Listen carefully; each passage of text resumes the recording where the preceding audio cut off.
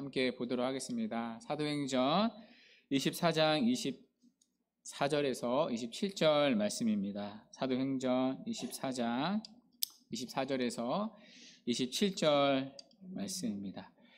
오늘은 4절밖에 되지 않으니까요. 우리 한 목소리로 우리 함께 읽도록 하겠습니다. 24절부터 함께 읽겠습니다. 시작.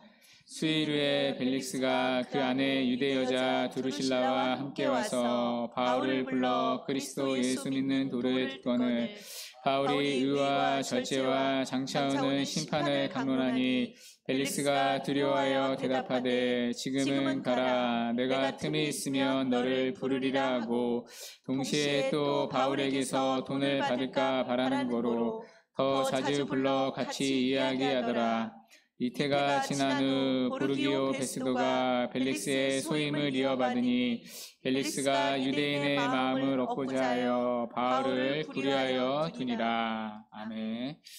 지난 시간 우리는 바울의 3차 변호를 살펴봤습니다. 3차 변호는 로마 총독 벨릭스 앞에서 진행이 되었습니다. 재판의 결과 바울은 죄가 없었습니다. 그러나 바울은 풀려나는 대신에 감옥에 갇혀 지내야 했습니다. 재판을 맡은 총독 벨릭스가 유대인들을 의식했기 때문입니다. 바울을 풀어주면 유대인들의 소요가 일어날 수 있습니다. 그래서 바울을 풀어주는 대신에 헤롯 궁안에 있는 감옥에 가두어 두었습니다. 그리고 오늘 본문은 수일 후로 시작됩니다. 감옥에 갇힌 수일 후에 바울을 찾아간 사람들이 있습니다. 여러분 누구이죠? 바로 벨릭스 총독과 그의 아내 두루실라입니다. 먼저 이 부부에 대해 우리가 좀 알아볼 필요가 있습니다. 벨릭스 총독은 지난 시간에 잠깐 살펴보았는데요. 그는 입지전적인 인물이었습니다. 노예 신분에서 로마 총독까지 올라갔기 때문입니다. 그러나 그만큼 그 과정에서 못된 짓도 많이 했습니다. 얼마나 악했냐면요. 청부 살인까지 계획을 했습니다. 역사가 요세푸스에 의하면 벨릭스는 자기의 비위에 거슬리는 사람을 제거하기 위해 암살자를 고용했다는 기록이 있습니다. 그만큼 잔인했던 사람이었습니다. 권력을 위해서라며 물불을 가리지 않았던 사람입니다. 뿐만 아니라 탐욕도 굉장히 많았습니다. 뒤에도 나오지만 돈을 굉장히 밝혔던 사람입니다. 자기의 지위를 이용해서 뇌물을 취한 탐욕스러운 사람이었습니다. 게다가 성적으로도 또 굉장히 방탕했습니다.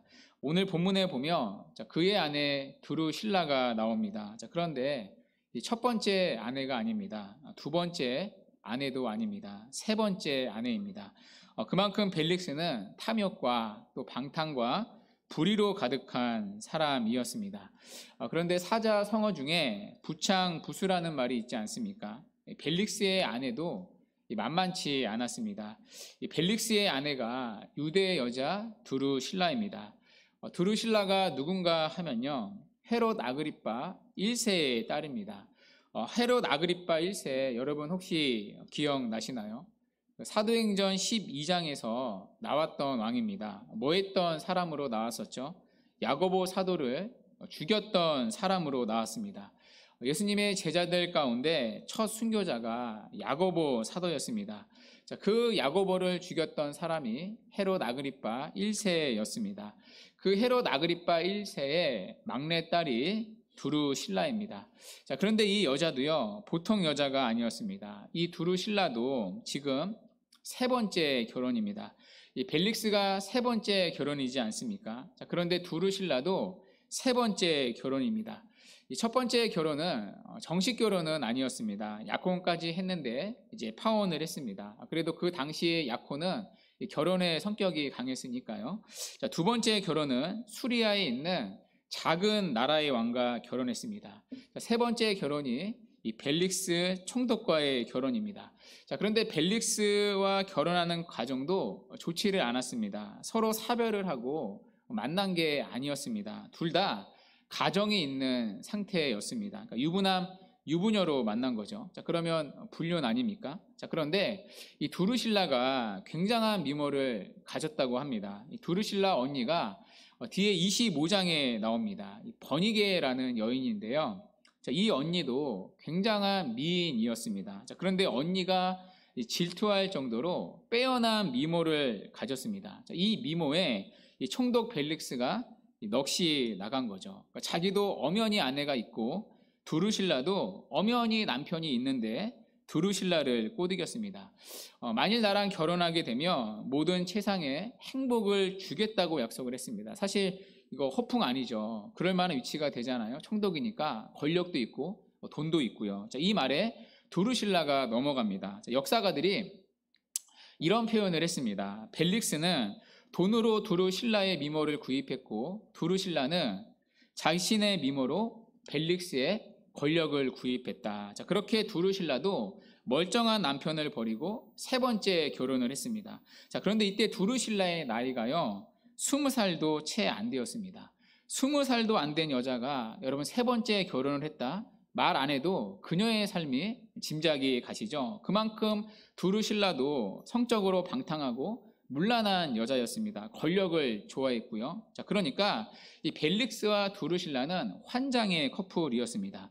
그런데 이 환장의 커플이 바울이 전하는 예수님에 대해 궁금했던 것 같습니다. 그래서 바울을 찾아가서 그리스도 예수 믿는 도를 듣습니다. 그러면 구체적으로 바울에게 들은 메시지가 무엇인가? 25절에 보면요. 바울이 전한 세 가지 핵심 주제가 나옵니다. 의와 절제와 장차 오는 심판이었습니다. 의, 절제, 심판 이 세 가지가 바울이 전한 메시지입니다. 여러분 여기서 의는 뭘까요? 여러분 본문을 읽으실 때마다 의가 뭘까요? 뭐라고 이해를 하셨어요? 이 의는요 예수를 믿을 때 주어지는 의가 아닙니다. 그러니까 칭의의 신분의 의가 아닙니다. 여기서 의는요 도덕적으로 의로운 행실을 말합니다. 그러니까 사람에게 요구되는 도덕과 윤리적인 삶을 말합니다. 그러니까 하나님의 십계명에 포함된 그러한 의미겠죠. 그러나 벨릭스는 이러한 의로운 행실과는 거리가 멀었습니다. 우리가 살펴봤듯이 그는 부도덕하고 불의한 자였습니다. 두 번째 바울은요 절제를 설교했습니다. 절제는 각종 욕망의 통제와 억제를 가리킵니다. 그런데 벨릭스와 두루실라는요 이 절제와도 거리가 멀었습니다. 그들은 무절제한 삶을 살았습니다. 그들은요 탐욕을 절제하지 못했습니다. 돈 욕심에 눈이 멀어서 뇌물을 밝히며 살았습니다. 성적인 욕망 또한 절제하지 못했습니다. 눈만 맞으며 그냥 유부남 유부녀 상관없이 가리지 않고 마음 가는 대로 욕정에 이끌려 살았습니다. 마지막으로 세 번째 장차 오는 심판을 설교했습니다. 무엇에 대한 심판이겠죠? 당연히 죄에 대한 하나님의 최후 심판입니다. 하나님은 죄에 대해서 반드시 심판을 하십니다. 사람은요 죽음으로 끝나지 않습니다. 죽음 이후에 반드시 하나님의 말씀에 따른 심판이 있습니다. 히브리서 9장 27절 말씀입니다. 한번 죽는 것은 사람에게 정해진 것이요 그 후에는 심판이 있으리니. 이 심판은요 벨릭스와 두루실라도 예외가 아닙니다. 아니 어쩌면 바울은요 그들을 알고 그들을 위해 심판을 설교한 것일 수도 있습니다. 그들은 의로운 삶과는 전혀 상관없이 살았기 때문입니다. 또 그들은 절제와도 반대되는 삶을 살았기 때문입니다. 그런 그들의 끝은 하나입니다. 죄에 대한 하나님의 심판입니다. 그러니까 여러분 이 세 가지 주제는요 지금 벨릭스와 두루실라 입장에서는 굉장히 불편한 말씀이었을 겁니다. 듣기에 굉장히 거북한 주제입니다. 그렇지 않겠어요? 자기들에게 다 걸리는 메시지잖아요. 의, 절제, 죄에 대한 심판. 이 세 가지 주제 가운데 어느 하나라도 거리낌 없이 받아들일 수 있는 메시지가 없습니다. 아니나 다를까 물론 여기까지 이것도 은혜인데요. 설교를 들은 벨릭스의 반응을 보십시오. 그가 두려워했다고 말합니다. 이 말은 깜짝 놀라다 두려움에 사로잡히다라는 뜻입니다. 그 두려움은 최후 심판에 대한 두려움이었습니다. 이러다 정말 심판이라는 것이 존재할 때 그게 있다면 그 앞에 서는 날 내가 영원한 벌을 받을 수 있겠구나. 그러니까 실질적인 두려움을 느낀 겁니다. 자, 여기까지는 은혜죠. 자, 그들은 최후 심판의 때에 하나님을 마주할 수 있다는 생각에 두려움에 사로잡혔습니다. 자, 그러면 그 다음에 자, 여러분, 이들이 어떻게 해야 맞습니까? 자, 사도행전 2장에 보면요. 자, 오순절날 베드로의 설교를 들은 유대인들의 반응이 무엇이었죠? 자, 그들이 마음에 찔려 우리가 어찌할꼬 하여 회개로 나아갑니다. 자, 그러면 자, 이들처럼 당연히 두려워했으니까요. 자, 회개해야 되는 것 아닙니까? 자, 벨릭스의 입장에서는요. 회개할 수 있는 절호의 기회가 왔습니다. 그런 설교를 들었으니까요. 죄로부터 돌이켜서 예수를 믿고 구원을 받을 수 있는 절호의 기회가 왔습니다. 자, 그런데 우리의 기대와는 전혀 다른 반응이 나옵니다. 25절 하반절에 보면요. 벨릭스가 두려워하여 대답하되 우리가 이제 어찌할꼬가 아니라 자, 뭐예요? 지금은 가라. 애들은 가라죠. 오히려 바울에게 그만 말하라고 했습니다. 그러니까 회개로 나오는 대신에 바울의 말을 끊습니다. 더 이상 듣기 싫다는 거죠. 자, 그러면서 흘리는 말이 무엇입니까? 내가 틈이 있으면 너를 부리리라 하고, 그러니까 죄로부터 돌이키는 대신에 바울을 돌려보내었습니다. 자, 그리고 그들의 두려움은요, 잠시뿐이었습니다. 자, 곧바로 그들은 이전의 모습으로 돌아갑니다. 26절에 보면요. 자, 그들을 다시 사로잡은 건 두려움이 아니라 그들이 늘 사랑했던 돈이었습니다. 자, 그래서 26절을 보십시오. 바울을 다시 부릅니다. 한 번만 다시 부른 게 아니에요. 자, 자주 불렀다고 나옵니다. 자, 왜 자주 불렀을까요? 바울의 설교를 또다시 듣기 위해서가 아니라 바울에게 돈을 받을까 해서입니다. 일종의 뇌물을 바란 겁니다. 자, 혹여나 바울이 풀려나기 위해서 뇌물을 주지 않을까, 그런 죄수들이 많았다고 합니다. 물론 이 당시에도요, 오늘날처럼 뇌물은 로마법에 따르면 불법이었습니다. 자, 그런데 그렇잖아요, 사회가. 뇌물을 주고받는 일이 고위층에는 만연되어 있었습니다. 자, 그러니 바울에게도 뇌물을 바라는 마음으로 찾아간 겁니다. 자, 그것도 자주요. 자, 무슨 얘기이죠? 줄 때까지 찾아간 겁니다. 여러분 참 재미있지 않습니까? 이 부부가요, 돈에는요, 지금 굉장히 부지런합니다. 자, 그러나 진리에 대해서는 굉장히 게으릅니다.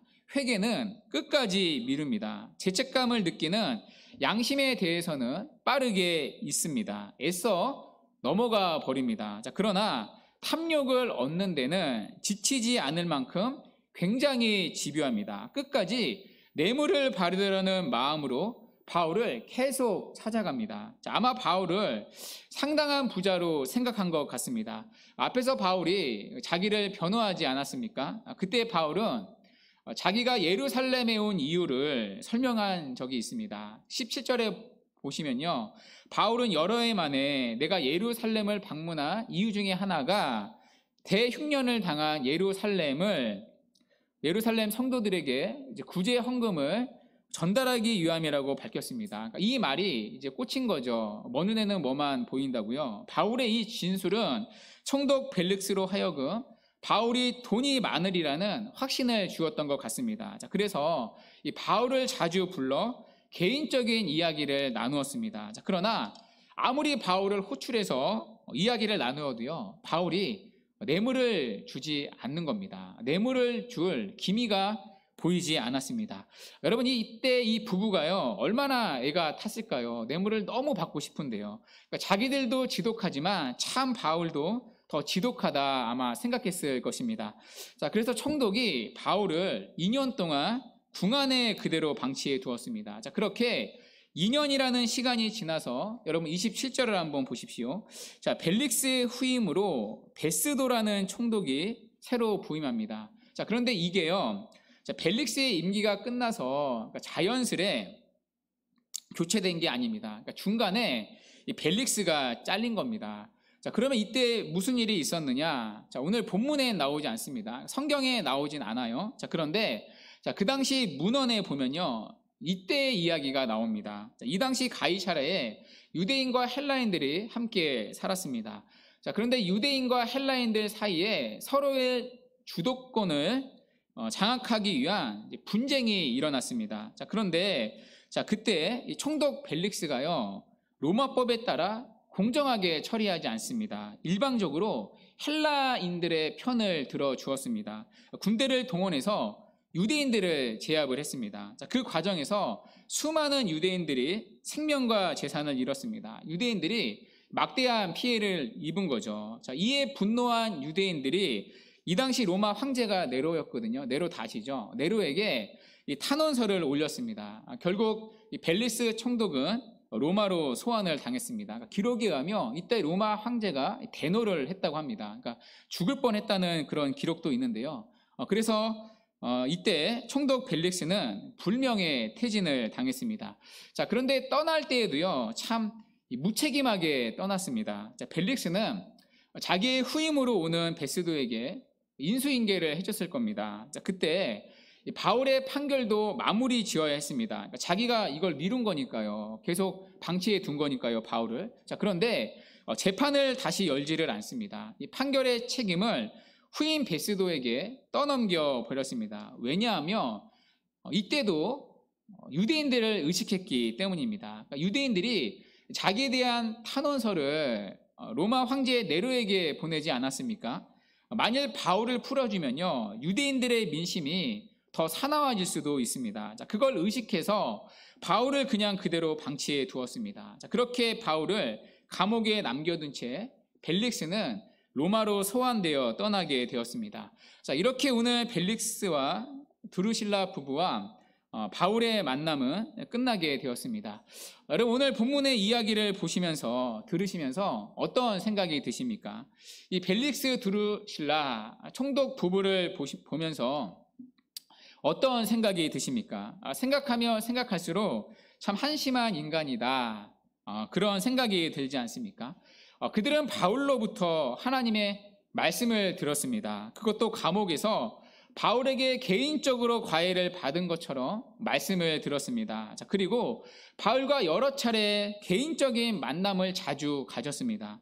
여러분, 누가 바울과 이런 시간을 가질 수 있었겠습니까? 그런데도 그들은 바울이 전하는 복음에는 관심이 없었습니다. 그들의 관심은 돈이었습니다. 물론 그들은요, 의와 절제와 심판을 듣고 잠시 두려움에 사로잡히기는 했습니다. 그러나 그 두려움이 가시자마자 그들은 다시 돈에 사로잡혔습니다. 만일 그들이 바울이 전한 말씀을 듣고 회개했다면, 그리고 예수 그리스도를 믿었다면, 그들은요 2000년 전에 로마 제국의 한 부분을 새롭게 하는 또 한 명의 그리스도인으로 거듭날 수 있었을 것입니다. 어쩌면 우리가 잘 아는 브리스길라와 아굴라 부부와 같은 신실한 믿음의 동역자, 신실한 믿음의 부부가 되었을 겁니다. 하나님 나라의 큰 상급을 누리며 살았겠죠. 그러나 그들은 의와 절제와 심판이라는 바울의 강론을 듣고요, 잠시 두려움에 사로잡혔지만 그 두려움의 순간이 가시자마자 평소처럼 그들의 관심은 돈으로 회귀해 버렸습니다. 그렇게 그들은요, 구원의 기회를 스스로 놓치고 말았습니다. 성경 그 어디에도 이후에 벨릭스가, 이 총독 부부가 신앙을 갖게 되었다는 기록은 없습니다. 그들은 바울에게 수시로 말씀을 들었습니다. 그러나 그들에게 아무런 삶의 변화가 일어나지 않았습니다. 여러분, 그런데 그것 아십니까? 오늘 이들의 모습이요, 우리의 자화상일 수 있습니다. 우리 역시도 벨릭스와 두루실라와 같은 동일한 설교를 듣습니다. 의와 절제와 심판을 듣습니다. 왜냐하면 우리에게 말씀하시는 성령 하나님께서 하시는 말씀이 이 세 가지 주제이기 때문입니다. 의와 절제와 심판이기 때문입니다. 예수님은 요한복음에서 성령님의 사역에 대해 이렇게 말씀을 하셨습니다. 성령은 우리에게 말씀하시는 진리의 영이시죠. 요한복음 16장 8절인데요. 우리 함께 한번 이 구절 읽어볼게요. 자, 시작. 그가 와서 죄에 대하여 의에 대하여 하시니라. 아멘. 자, 여기서 오실 그는요, 우리 요한복음 때 살펴봤죠. 성령님을 말합니다. 자, 성령님이 오시면 우리에게 어떤 메시지를 증거해 주시느냐? 그분은 우리에게 죄에 대하여, 의에 대하여, 심판에 대하여 우리를 책망하는 사역을 하십니다. 오늘 본문의 바울의 메시지와 같습니다. 죄, 의, 심판. 자, 죄는 오늘 본문의 표현으로는 절제에 해당하겠죠. 그리고 그 다음에 심판. 이 세 가지는 죄를 깨닫게 하시는 성령님의 사역입니다. 성령님은 오늘도 말씀을 통해 우리의 죄를 드러내고 계십니다. 마치 바울이 벨릭스와 두루실라의 죄를 드러낸 것처럼 우리의 죄를 드러내고 계십니다. 그래야 치유가 되니까요. 그래야 회복이 되니까요. 그리고 우리를 죄로부터 돌이켜 회개의 자리, 생명의 자리로 불러내고 계십니다. 이게 진짜 평안이고 이게 진짜 성령의 위로인 거죠. 그렇다면 여러분은 어떻습니까? 매일같이 듣게 되는 죄, 심판의 메시지에 대해 여러분들은 어떤 반응을 보이십니까? 오늘 벨릭스와 두루실라의 반응이 우리의 반응은 아닙니까? 우리도 말씀을 듣고 잠시나마 두려움을 가질 수 있습니다. 또 양심을 찌르는 죄책감을 가질 수 있습니다. 그러나 그 두려움의 순간이 지나가면 언제나 벨릭스처럼 여러분의 간신 또한 돈으로 삶의 자리에서 회개하지 않습니까? 돈이 아니더라도 여러분이 사랑했던 그것들로 다시 삶의 자리에 살아갈 때 회개하지 않습니까? 돌이키고 회개해야 하는 대신에 애써 외면한 채 그대로 살아가지 않습니까? 우리 역시도 탐욕에는 부지런하고 진리를 아는 데는 게으르지 않습니까? 그 결과 오늘 벨릭스의 결말이 우리의 결말이지 않습니까? 말씀을 들어도 도무지 변화되지 않는 삶 말입니다. 마이클 리브스가 쓴 죄란 무엇인가라는 책에 보면 이런 말이 있습니다. 이번 달 추천 도서인데요. 개인적으로 제가 이 책에서 가장 도전받은 메시지 중에 하나였습니다. 한번 들어보시겠어요? 내적인 변화가 없는 외적인 거룩함은 일종의 위선이다. 내적인 변화가 없는 외적인 거룩함은 일종의 위선이다. 여러분, 이게 위선이라는 거죠. 여러분, 우리는 오늘도 벨릭스처럼 말씀을 듣습니다. 교회를 나옵니다. 기도도 합니다. 외적으로는 거룩하게 보입니다. 그러나 그 안에 여러분은 내적인 변화가 동반되고 있습니까? 거룩하게 보이는 여러분의 신앙의 행위들이 여러분의 내적인 변화를 가져오고 있습니까? 그렇지 않으면 그건 위선일 뿐이라는 겁니다. 내적인 변화가 없는 우리의 외적인 거룩함, 말씀을 읽고 기도를 하고 찬양을 하고 예배를 드리고 그런 것들이 하나님 앞에 그저 위선일 뿐이라는 지적입니다. 결국 가짜일 뿐입니다. 여러분은 어떠십니까? 여러분이 듣는 말씀이 여러분의 내면을 실제로 변화시키고 있습니까? 여러분이 하는 기도가 여러분의 삶을 변화시키고 있습니까? 그래서 그 말씀이 여러분을 회개의 자리로 데리고 가고 있습니까? 하나님의 은혜를 구하는 자리로 여러분을 이끌고 있습니까? 어쩌면 오늘 벨릭스의 모습이요, 우리의 모습은 아닙니까? 말씀을 들어도 결국에는 교만하여 변화되지 않는 삶 말입니다. 내적인 변화 없는 위선적인 거룩함 말입니다. 또 하나 여러분, 본문을 다시 보십시오. 오늘 벨릭스는 바울의 설교를 듣고 두려워했습니다. 이 바울이 전하는 설교를 견디지 못한 거죠. 그래서 바울을 돌려보내었습니다. 말씀을 피했습니다. 이 모습도 우리의 모습일 수 있습니다. 우리도 벨릭스처럼 듣기 불편한 말씀이 있을 수 있습니다. 그 말씀을 피하고 싶어 할 수도 있습니다. 어떤 말씀에 귀를 닫을 수 있습니다. 말씀으로부터 도망칠 수 있습니다. 말씀을 골라 들을 수 있습니다. 그런데 여러분, 그거 아십니까? 당장 여러분은 그 말씀을 피할 수 있습니다. 얼마든지 가능하죠. 여러분들을 불편하게 하는 말씀들을 피하여 들을 수 있습니다. 길을 막으면 되고요. 심지어는 교회를 옮길 수도 있습니다. 그러나 여러분, 결국의 마지막에는 그 말씀 앞에 우리 모두가 반드시 서게 될 것입니다. 왜냐하면 오늘 바울이 말한 것처럼 우리에게는 최후 심판이 남아있기 때문입니다. 심판날 우리는 우리가 피하며 살았던 모든 하나님의 말씀들을 다시 마주하게 될 것입니다. 그 말씀 앞에 우리는 꼼짝없이 너나 없이 심판대 앞에 서게 될 것입니다. 그리고 그 말씀이 하나님 앞에 우리의 삶을 낱낱이 고발할 것입니다. 문제는 그때에는 더 이상 돌이킬 기회가 우리에게 주어지지 않는다는 것입니다. 그러므로 주 안에 사랑하는 여러분을 죄로부터 돌이키시는 성령 하나님의 말씀을 달게 받으십시오. 그 말씀을 생명의 말씀으로 기쁘게 받으십시오. 그 말씀을 교만하지 않고 여러분을 건지시는 사랑의 음성으로 들으십시오. 그리고 그 말씀 앞에 오늘 지금 돌이키시기 바랍니다. 오늘 벨리스처럼 말씀을 돌려보내는 게 아니라 그 말씀을 붙들고 죄로부터 그 자리에서 돌이키는 은혜가 있기를 바랍니다. 그게 저와 여러분이 사는 유일한 길입니다. 그게 성령이 우리에게 하시는 위로요, 평안의 사역입니다. 여러분 오늘 본문을 보십시오. 본문에 보면요, 벨릭스의 다음 이야기가 나오지 않습니다. 자, 그런데 그 당시 문헌들에 보면요, 이 벨릭스의 최후가 나옵니다.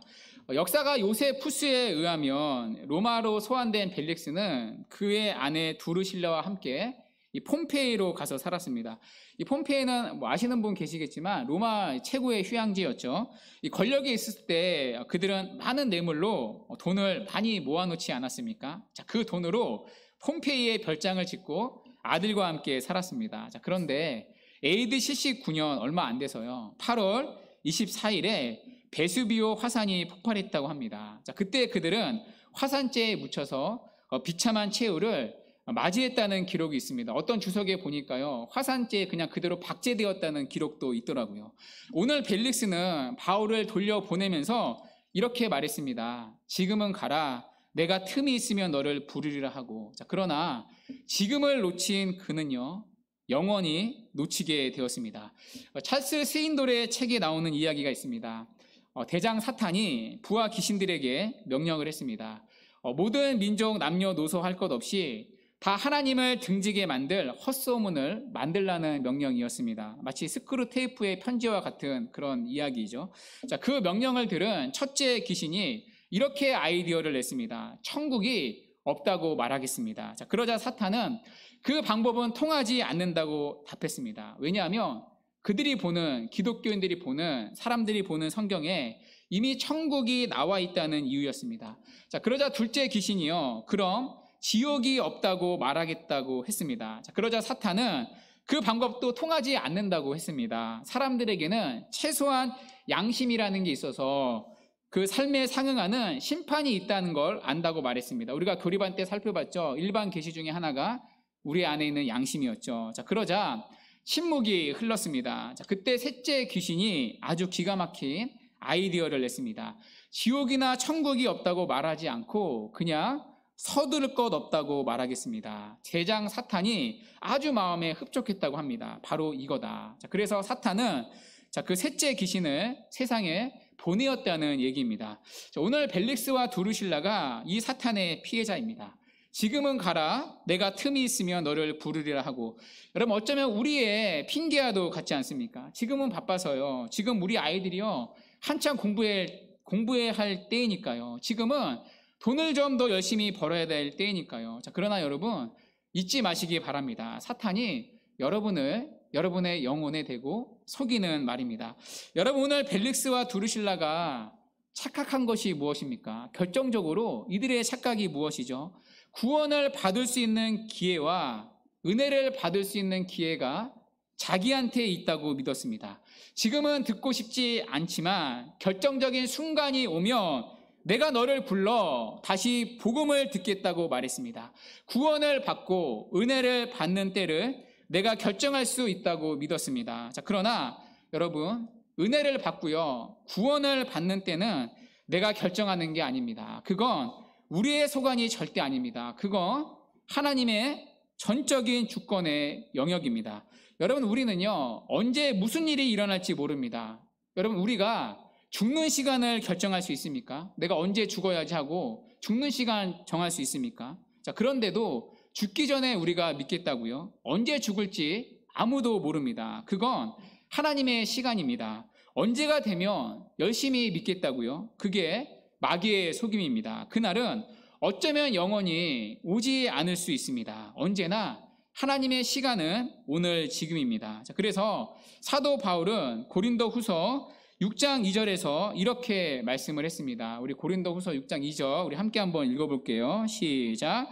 이르시되 내가 은혜 받을 때 너에게 듣고 구원의 날에 너를 도왔다 하셨으니 보라 지금은 은혜 받을 만한 때요 보라 지금은 구원의 날이로다. 아멘. 이 바울이 왜 이런 말을 했냐면요, 1절에서 이런 말을 먼저 했습니다. 하나님의 은혜를 헛되이 받지 말라. 왜냐하면 지금이 은혜 받을 때라는 것입니다. 지금이 구원의 날이고 지금이 은혜의 날입니다. 하나님은 지금 여러분에게 말씀하시기 때문입니다. 하나님의 은혜를 누리고 구원을 받는 가장 좋은 기회는 하나님의 말씀을 듣고 깨닫는 바로 지금 이 순간입니다. 지금은 가라가 아니라 지금은 돌이켜야 할 시간입니다. 그렇게 돌이키는 사람에게 하나님의 은혜와 구원이 임합니다. 자, 그래서 여러분, 신앙생활 하는 사람 가운데 가장 복된 사람이 누구인지 아십니까? 말씀을 듣는 자리에서요, 회개할 줄 아는 사람입니다. 그 사람이 가장 복된 사람이고요, 가장 은혜의 사람입니다. 그 사람이 하나님과 가장 친밀한 사람입니다. 만일 여러분들이 회개를 잃어버리기 시작했다면 그때가 바로 여러분의 타락의 시작입니다. 만일 여러분들이 지금을 놓치게 되면 여러분은 내일 더 강팍해지게 될 것입니다. 그리고 내일 모레는 더 강팍하고 완악해질 것입니다. 그렇게 미루다 보면 저와 여러분들의 양심은 하나님 앞에 마비될 것입니다. 아예 두려운 마음도 죄책감도 느끼지 않게 될 것입니다. 그리고 하나님의 은혜로부터 멀어지게 될 것입니다. 그것이 누구냐? 바로 오늘 벨릭스의 모습이었습니다. 그러므로 주 안에 사랑하는 여러분, 내 신앙의 상태가 무뎌졌다면 여러분을 돌아보십시오. 무엇을 돌아봐야 되죠? 다른 무엇보다 여러분들의 회개를 돌아보십시오. 여러분들은 언제 회개하셨습니까? 만일 회개가 없다면 여러분은 하나님과 무관한 사람일 것입니다. 왜냐하면 그게 바로 오늘 벨릭스의 이 부부의 모습이었기 때문입니다. 주 안에 사랑하는 여러분, 오늘 말씀을 통해 불편한 말씀일 수 있지만 우리를 정직하게 돌아봅시다. 하나님은 오늘도 우리에게 말씀을 들을 수 있는 기회들을 주십니다. 돌이킬 기회인 거죠. 이 기회가 늘 우리에게 있는 것은 아닙니다. 우리 가운데 여전히 세상적인 것들에 마음을 빼앗겨 진리의 말씀에 반응하지 않는 분들이 계시다면, 혹 두려운 마음은 가졌지만 그 두려움이 가시자마자 다시 내가 사랑했던 그것들로 회개하는 모습이 있었다면, 그리고 혹여나 회개를 잃어버리고 있다면 오늘 이 시간 회개하고 주님께 나오시기 바랍니다. 바로 오늘 지금 말입니다. 말씀을 주시는 그 시간 말입니다. 그래서 우리의 신앙이 위선이 되지 않기를 바랍니다.